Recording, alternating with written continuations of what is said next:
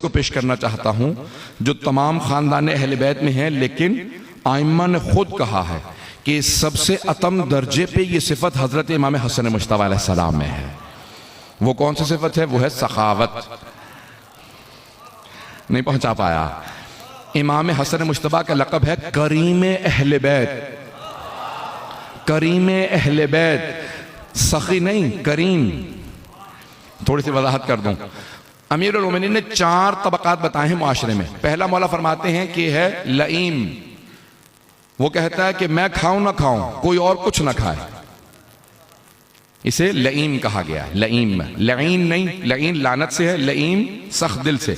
वो कहता है कि मुझे कुछ ना मिले लेकिन मैं किसी और को कुछ खाने नहीं दूंगा। मैं तरतीब से किसी और की सिफात नहीं बयान कर रहा हूं। पहुंच रहे हैं? अगर पहुंच रहे हो हज़रात, अब तरतीब से सुन लीजिएगा। जनाब अमीर अलैहिस्सलाम ने कहा पहला है लईम, जो कहता है मैं खाऊं ना खाऊं, कोई और कुछ ना खाए। दूसरा है बखील, अरबी के अल्फाज हैं बखील।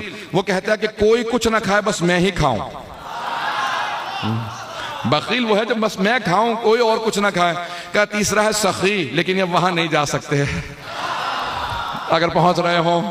सखी वो कहता है कि मैं खाऊं और दूसरे भी खाएं, जो मुझसे बचे मैं सबके सामने पेश करूं, इसे कहते हैं सखी। करीम चौथा है और चौथा मेरा मौला है। करीम वो कि जो खुद खाए ना खाए, क्या दूसरे खाते रहे, मैं बेशक खुद ना खाऊं, से कहते हैं करीम। अब करीम अहले बैत इमाम हसन मुश्तबा है। अल्लाह ने रसूल खुदा को करीम कहा, अली मुर्तजा को करीम कहा। इन 14 में जो सबसे करीम है वो हसन मुश्तबा है। आइम्मा ने कहा है कि हम में सबसे करीम इमाम हसन मुश्तबा। सुनेंगे बात, सबको हजम हो रही है, बात पहुंच रही है।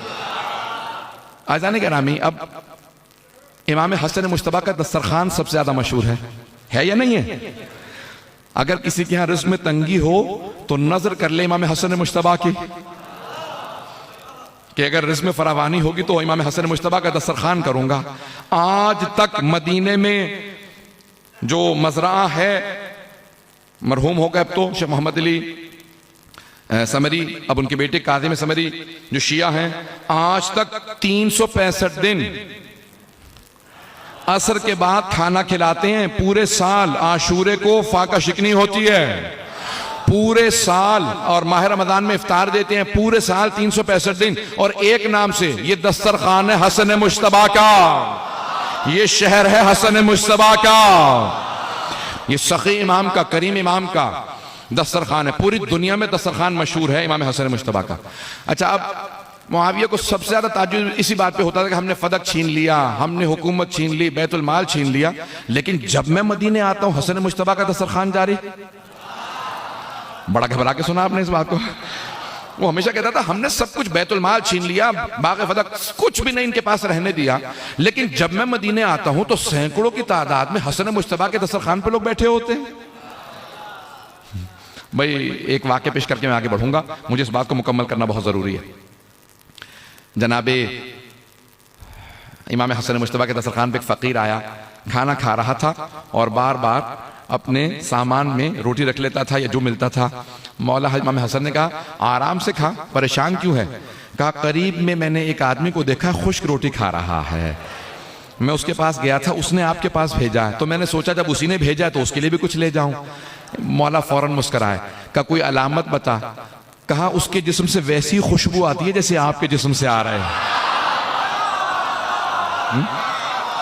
खुशबू वैसी है जैसे आपके जिस्म से, इमाम की खास खुशबू होती है ना, कि खुशबू वैसी ही आती है जैसे आपके जिस्म से। मौला ने कहा अभी भी नहीं समझा?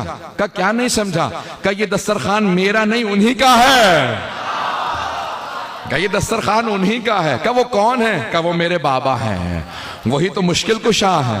कहा इतना दस्तरखान होते हुए वो जौ की खुश्क रोटी खा रहे हैं। कहा वो इख्तियार अपने लिए सख्ती किए हुए हैं, दुनिया को खिलाते हैं। का वो बहुत करीम है, ये दस्तरखान उन्हीं का है जो मैं अपने नाम से चला रहा हूँ। पता नहीं बात पहुंच रही है नहीं पहुंच रही। तो अब इमाम हसन मुश्तबा का दस्तरखान मशहूर है।